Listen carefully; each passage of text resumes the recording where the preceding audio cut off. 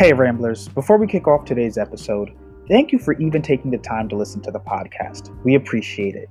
If you love the podcast, toss your 2 cents in using the hashtag Let's Ramble and make sure you hit the subscribe button to stay up to date on all the latest content and updates. Visit us at our new website at offsource.tech and make sure to follow us across all social platforms at Assistance HQ. Now let's ramble. And now, a moment from our sponsor. Good morning, Ramblers. Welcome to another episode of The Rambling. I'm your host, Angelo Roberts, and we are, again, another episode without Ben. I think Ben's going to be out this whole week. He'll be back next week or probably this weekend or so. And so today we have probably another short episode, but I would like to just get some things off of my mind, right? And so I'm having not a marketing issue, but say a language barrier issue, right? So when you're in a business or when you're a part of a particular industry or a particular niche or something for a certain amount of time, you're accustomed to the language and lingo in that particular industry. So for example, in tech or in business, in general, for a, a good amount of us, we would be familiar with terms like SaaS, business software, virtual assistant, things of that, like you could decipher things of that nature because you understand a good portion of the lingo. However, when you look at solopreneurs and regular business owners, the majority of them don't have or are not hip or privy to that kind of lingo, saying things like SaaS product. So if I were to say a SaaS manager, it wouldn't be too far fetched for me to think, oh, okay, well, if I have a SaaS product, someone that manages my SaaS, right? So the language barrier isn't that there's a different language being spoken. It's that the words commonly used that I'm used to using would create a problem in a buying process. And so something I've learned as being a CEO is that when you're trying to market your product, when you're trying to get across what you need to do with your audience, when you're trying to sell something, it's not about what you do. You can explain what you do to other people that do what you do or are closely related to doing what you do.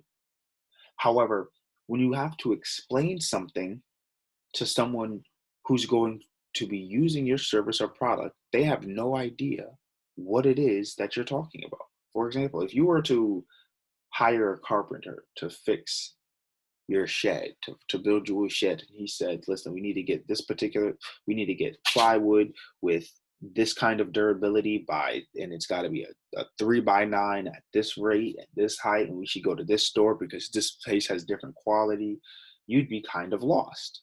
I mean, some of you might because, you build decks and sheds and everything, but I'd be lost.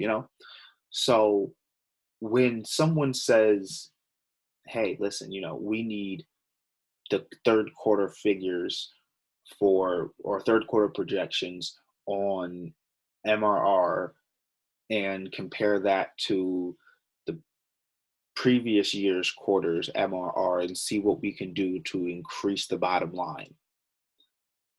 For some people, that might be what? For other people, that's okay, cool. I can do that. I know what you said, and I can go do that. So for the owners and other business owners that aren't going to be hip or privy to certain technological jargon, saying things like SaaS management, business software, even a SaaS product, there's just small nuances. So me saying virtual assistant can be kind of like, well, what does a virtual assistant do? I wouldn't know how that worked. So in creating what should I say, a teachable moment, I'm kind of stuck at how am I going to teach the end consumer how to use a virtual assistant? What are the benefits? That these benefits actually exist and can be tangible should you take advantage of it properly, and how to take advantage of it properly. Because I don't want to just leave people in the dark. And so, like, what I'm doing now is really trying to refine my sales cycle.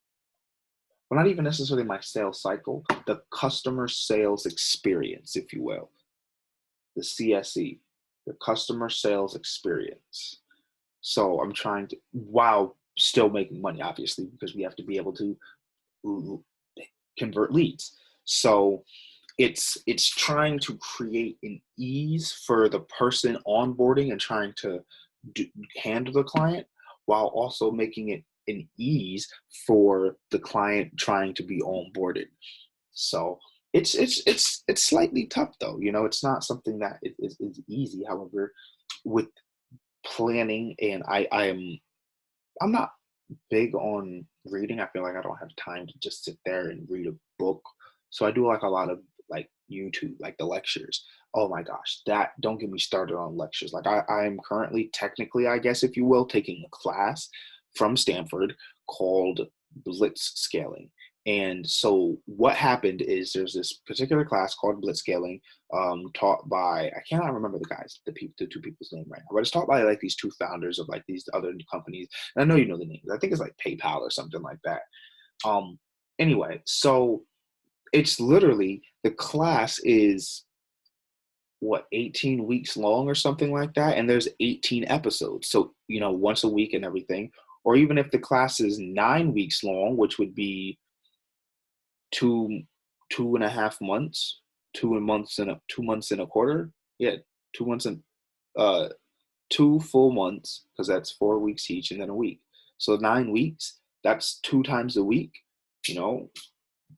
I have access to that information, what was taught, the questions that were asked, the answers that were given. That's why I'm like, education is so wonky, man. Like, how are you going to tell me I have to go to this particular school to receive this education?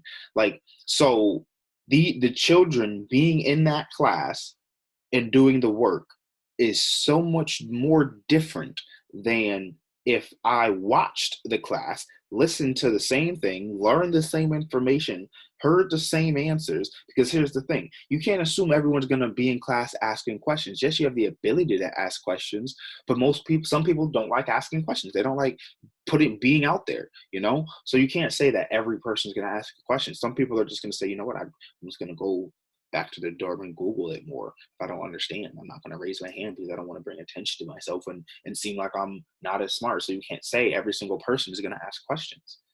So you should not invalidate, because you can, obviously, but you should not invalidate someone else's learning experience because it wasn't directly learned in the same institution that you learned it. And because you learned what you learned in a different institution shouldn't make what you learned any different than what someone else learned.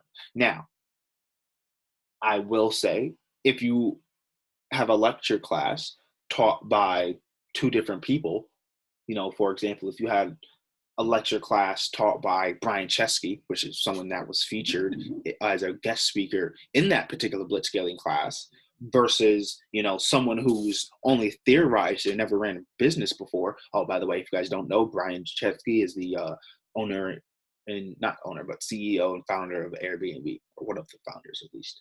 So obviously it's better to learn about being a CEO from someone like Airbnb, because they were a startup company. So it's much better to have someone with the experience. So that's more valuable, I can say. But it's not at that price point for it to be a guest speaker and not him teaching the class. I wouldn't consider that particular price point, which is why a lot of people can be considered underrepresented founders, because they're not getting the same looks as people that are going to these big name schools. Why does the name of the school you went to have to be associated with the success you have?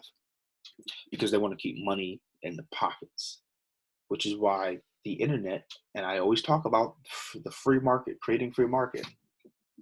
The internet creating free market is going to change, especially now. We've reached the time where it's going to start disrupting, because of EdTech, it's going to start disrupting the education market, where people are going to say, you know what, a couple of years, like, I'm going to call it now.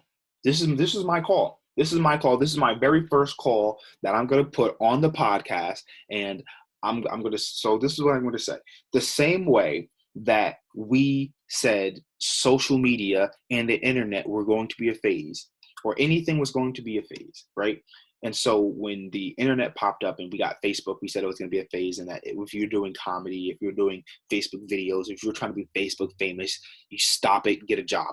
Then we said if you were going to be an Instagram model, if you were going to be an Instagram celebrity, an Instagram influencer, get a job. If you're going to be a YouTube person, if you're going to be a YouTuber, YouTube influencer, you're going to make funny skits, you're going to put cartoons, you're going to do reviews of products, you're going to do whatever you were going to do on YouTube. They said, stop it. That's a hobby. Get a real job. Now we see 10 years later that these are actual income producing things. And not only are they income producing, opportunities, they are multi-income producing opportunities for multiple people, because you can make enough money to now hire a crew, and you've created a small, very, very small micro ecosystem of wealth, because you are able to pay a camera person, someone to edit your videos, unless you're editing them yourself. You're able to, offer sponsorships to, if you're a micro influencer, you can now offer sponsorships to other businesses, and that helps them. So you're bringing value to them, and they're bringing value to you, because you're making money for having a fan base and everything. So it's really, what's the word I'm looking for? Continuative, because it brings everything together. I guess that would be the word I'm looking for. Continuative. It's really continuative when you're doing business, because it's very, very tight niche, especially as you continue to grow and you add people to your team. And so, mark my words. This is like I said, so circling back, marking my words. Because of coronavirus, not just because of coronavirus, but I mean, eventually it would happen. A couple of years ago, people were making fun of going to school online. Oh, you got your degree online. Oh, you got your degree online. It was something we made fun of, just like being an Instagram model, just like being a YouTuber, just like being a Facebook comedian, being a Facebook comedian, a YouTuber, and an Instagram model, the big trio of getting made fun of. Oh, and then being a journalist on Twitter. So all of those things, before didn't pay, and people wanted to do it. They're like, hey, we can do this. And people made fun of them. And so we are breaking through, I see, the age of where EdTech is now going to break the stigma of learning online, where it's like people before it was, oh, you got your degree online, does it really count? Now it's going to be the preferred way to get a degree. That's my opinion. That's what I see. I feel like it's coming. It's going to disrupt EdTech all the way. If you can't see it coming, then I don't know, because people are begging for a reason to have education, but not at the Harvard price. People want a Harvard education at the Harvard price. People want a Harvard education, but not at the Harvard price. Why? Because it's not even worth the Harvard price. It's not. It's really not. However, they want you to have this facade that it is. So I think that in the next 2020. So by 2025, just like in 2015, when we had the like Instagram and Facebook and all this stuff was super big, because back in 2010, it was still a baby to us technically, because everything was in 08, 09, all this technology stuff, or even 05 to 010, right? So in 15, it boomed. I feel like in 25, EdTech is going to have a real big boom, and learning online is going to be the best thing since sliced bread.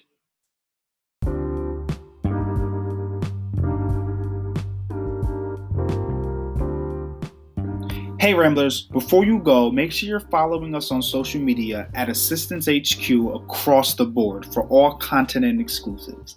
And for an even more personal touch, subscribe to our weekly newsletter with the link in the description.